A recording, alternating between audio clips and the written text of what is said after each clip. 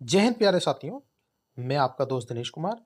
CTET 2026 social science paper 2 history की class number 9 है। DK education learners पे आप सभी का हार्दिक स्वागत है। ओके यस, सेशन को स्टार्ट करते हैं दोस्तों। सीटेट एसएसटी 55 प्लस की जंग। Yes, question number 1। 1788 ईस्वी में ब्रिटेन द्वारा आयात किए गए नील में भारतीय नील का हिस्सा केवल लगभग रिक्तस्थान था। 1810 ईस्वी में ब्रिटेन द्वारा आयात किए गए नील में भारतीय नील का हिस्सा रिक्तस्थान हो चुका था। ऑप्शन नंबर ए 30%, 80%, 80%, 30%, 30 और 95, 95 और 30। तो बच्चों इसका राइट आंसर होगा ऑप्शन नंबर बी 30 और 90%। Yes okay. अगला क्वेश्चन है, सूफी संतों के बारे में निम्नलिखित में से क्या असत्य है। ध्यान रखना है दोस्तों, आपसे असत्य पूछा है। इन्होंने उलेमा को चुनौती देते हुए उसके महत्व को नकारा। ऑप्शन नंबर बी, इनका विश्वास था कि ईश्वर की प्राप्ति प्रेम और संगीत से की जा सकती है। सूफी लोग गुरु को अधिक महत्व देते थे। ऑप्शन नंबर डी, इनकी विचारधाराएं कट्टरपंथी होती थी। तो बच्चों इसका राइट आंसर होगा, answer will be option number D, इनकी विचारधाराएं कट्टरपंथी होती थी। आपसे असत्य क्वेश्चन पूछा है, तो ऑप्शन नंबर डी असत्य है, जो कि इस क्वेश्चन का राइट आंसर होगा। यस, अगला क्वेश्चन है, अनुकूल परिस्थितियां मौजूद होने के बावजूद गुलाम वंश के शासक भारत में अपने साम्राज्य का विस्तार नहीं कर पाए। इसका प्रमुख मुख्य कारण क्या था। ऑप्शन नंबर ए, आरंभ में उनकी सैन्य शक्तियां कमजोर थी। मंगोल आक्रमण का भय था। भारत में उनकी संख्या नगण्य थी। वे साम्राज्य का विस्तार करना नहीं चाहते थे। तो बच्चों इसका राइट आंसर होगा ऑप्शन नंबर बी, मंगोल आक्रमण का भय था। यस, अगला क्वेश्चन है, निम्नलिखित में से किसने सिकंदर सानी की उपाधि धारण की थी। इल्तुतमिश ने, बलबल ने, अलाउद्दीन खिलजी ने, या इसमें से कोई नहीं। तो बच्चों इसका राइट आंसर होगा option number C, Alauddin Khilji. C is right answer.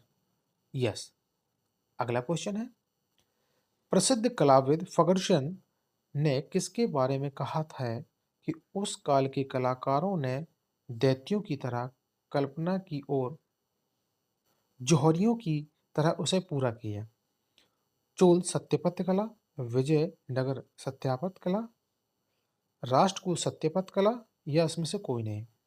तो बच्चों इसका राइट आंसर होगा ऑप्शन नंबर ए, चोल सत्यापत्य कला। Yes, option number A is right answer.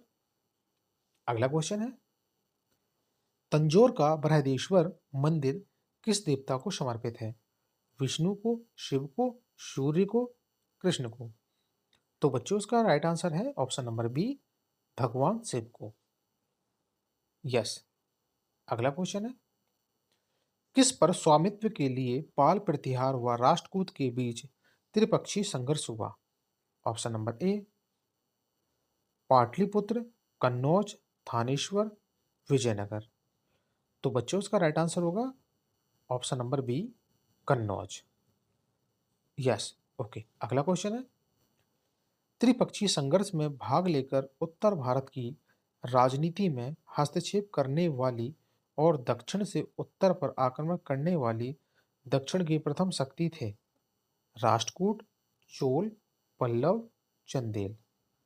तो बच्चों इसका राइट आंसर होगा ऑप्शन नंबर ए, राष्ट्रकूट। यस, अगला क्वेश्चन है, राष्ट्रकूट वंश का संस्थापक कौन था। दंती दुर्ग द्वितीय, विजय प्रथम, गोविंद द्वितीय, इंद्र द्वितीय। तो बच्चों इसका राइट आंसर है ऑप्शन नंबर ए, दंती दुर्ग द्वितीय। ए इज राइट आंसर। यस, अगला क्वेश्चन है, किस प्रतिहार शासक ने आदि वराह की उपाधि धारण की थी। नागभट्ट प्रथम ने, नागभट्ट द्वितीय ने, मेहर भोज ने, या इसमें से कोई नहीं। तो बच्चों इसका राइट आंसर है ऑप्शन नंबर सी, मेहर भोज। यस, अगला क्वेश्चन है, निम्नलिखित कथनों पर विचार करें एवं चैतन्य व विहार में क्या अंतर है, इसे चुनें। ऑप्शन नंबर ए, विहार पूजा स्थल होता है जबकि चैतन्य बौद्ध भिक्षुओं का निवास स्थान। चैतन्य पूजा स्थान होता है जबकि विहार बौद्ध भिक्षुओं का निवास स्थान होता है। दोनों में विशेषता कोई अंतर नहीं है। विहार एवं चैतन्य दोनों ही निवास स्थान के रूप में प्रयोग में लाए जाते थे। तो बच्चों, इसका राइट आंसर है ऑप्शन नंबर बी, चैतन्य पूजा स्थल होता है जबकि विहार बौद्ध भिक्षुओं का निवास स्थान। Yes, B is right answer. अगला क्वेश्चन है, 19वीं सदी में ज्योतिबा फूले के सत्यशोधक समाज ने क्या प्रयास किया था?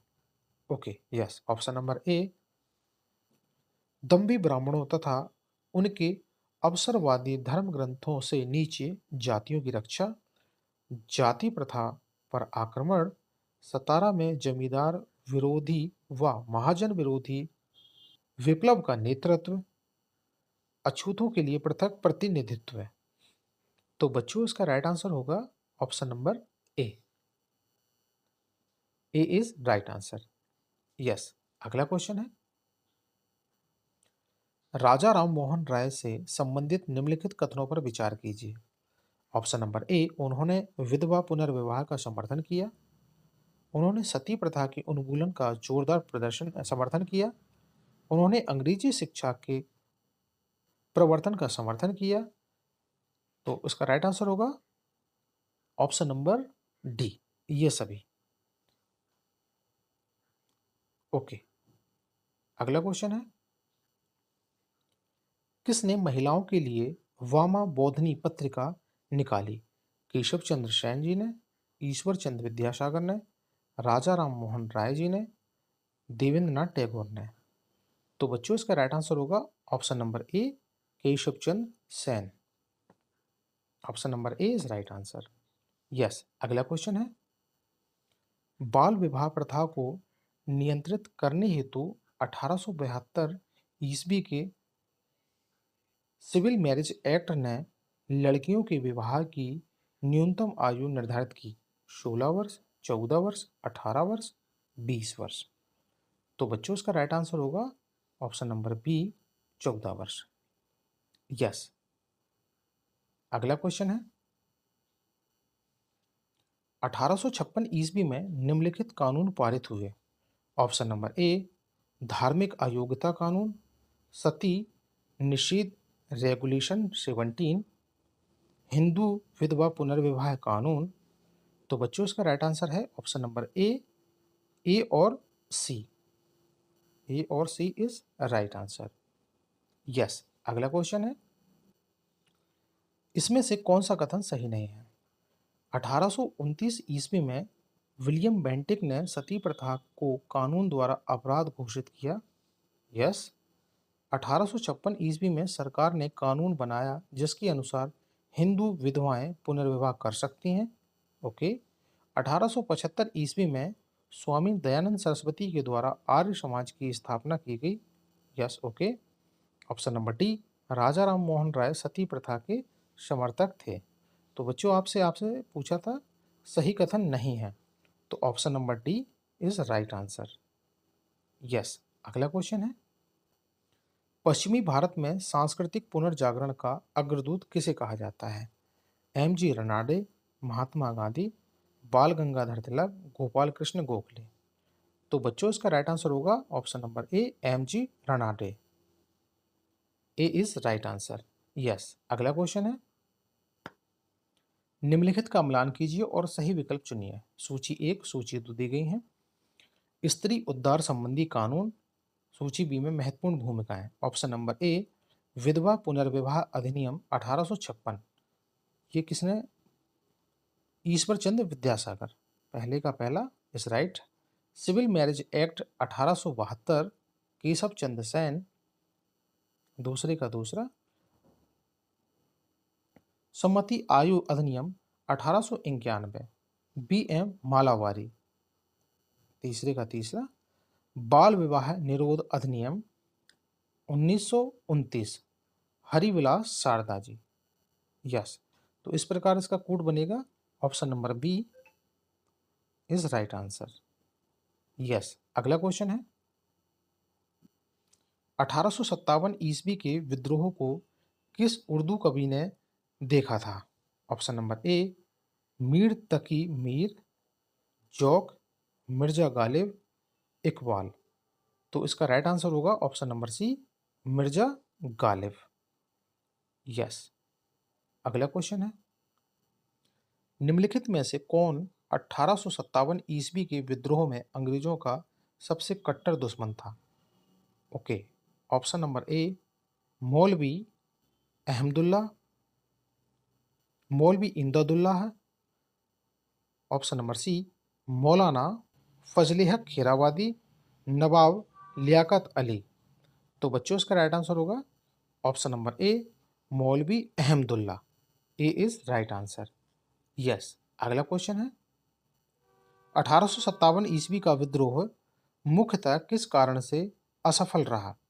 हिंदू मुस्लिम एकता की कमी, किसी सामान्य योजना और केंद्रीय संगठन की कमी, इसके प्रभाव का सीमित क्षेत्र, जमींदारों की असहभागिता। तो बच्चों इसका राइट आंसर होगा ऑप्शन नंबर बी किसी सामान्य योजना और केंद्रीय संगठन की कमी। B is right answer. Okay. अगला क्वेश्चन है, इन कथनों पर विचार कीजिए। 1857 ईस्वी की क्रांति की शुरुआत एक सैन्य विद्रोह के रूप में हुई। ओके। कालांतर में इसका स्वरूप बदलकर सत्ता के विरुद्ध एक जनव्यापी विद्रोह के रूप में हो गया, जिसे भारत का पहला स्वतंत्रता संग्राम कहा गया। उपरोक्त कथनों में से कौन सा सही है? ए सही है, ए बी दोनों सही है, बी सही है, इसमें से कोई नहीं है। तो बच्चों इसका राइट आंसर होगा ऑप्शन नंबर बी, ए और बी दोनों सही है। B is right answer. Okay. अगला क्वेश्चन है, 1857 ईस्वी की क्रांति के संबंध में किसने कहा यह विद्रोह भारत की स्वतंत्रता के लिए सुनियोजित युद्ध था? B D Savarkar, R C Majumdar, S N Sen, Vipin Chandrapal.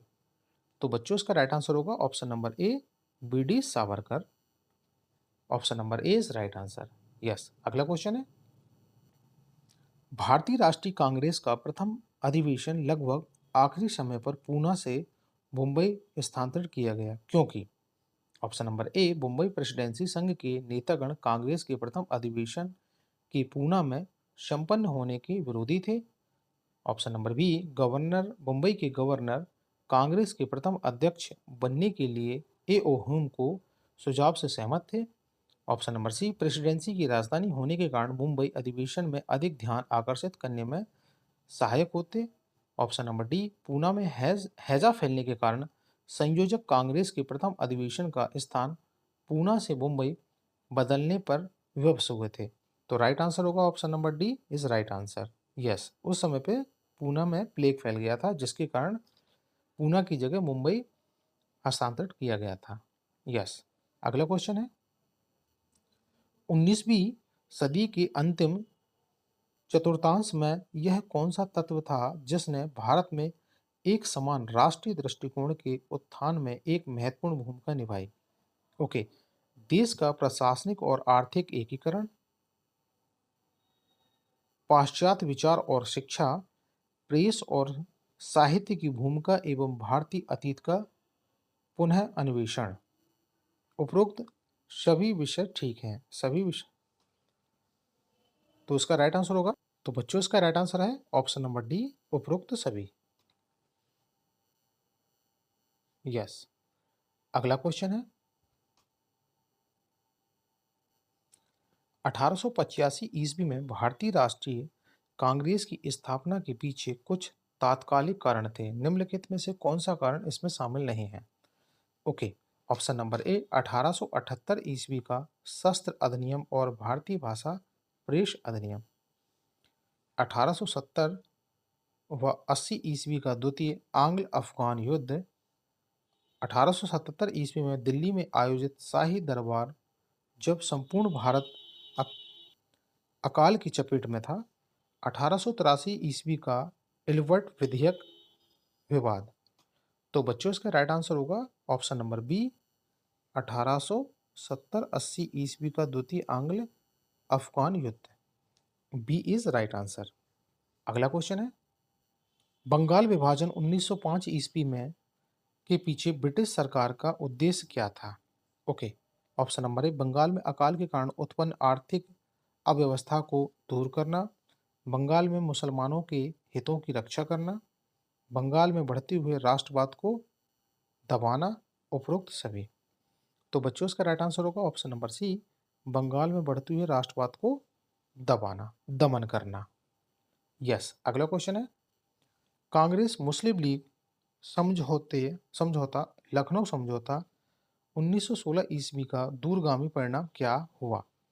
Bharat का विभाजन तथा पाकिस्तान का निर्माण, दोनों संस्थाओं ने मिलकर स्वतंत्रता के लिए प्रयास किया, हिंदू मुस्लिम एकता को बल मिला, ब्रिटिश सरकार की फूट डालो व राज करो की नीति असफल हुई।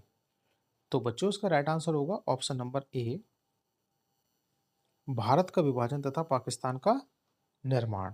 ए इज राइट आंसर। यस। अगला क्वेश्चन है, 1907 ईस्वी में हुए कांग्रेस के उदारवादी व उग्रवादी नेताओं के बीच संघर्ष एक मतभेद का क्या कारण था?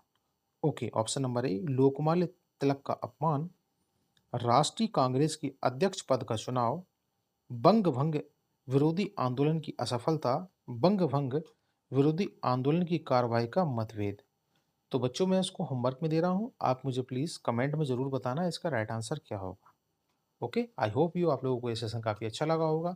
आप लोगों का एग्ज़ाम फरवरी में है तो प्लीज़ लग जाइए जानदार ज़बरदस्त तरीके से, अपनी प्रैक्टिस को और मजबूत बनाइए और अपने भाई को प्लीज़ एक लाइक और सब्सक्राइब करके ज़रूर बताइए कि आपको ये सेशन कैसा लगा। Thank you very much, love you to all. जय हिंद, वंदे मातरम।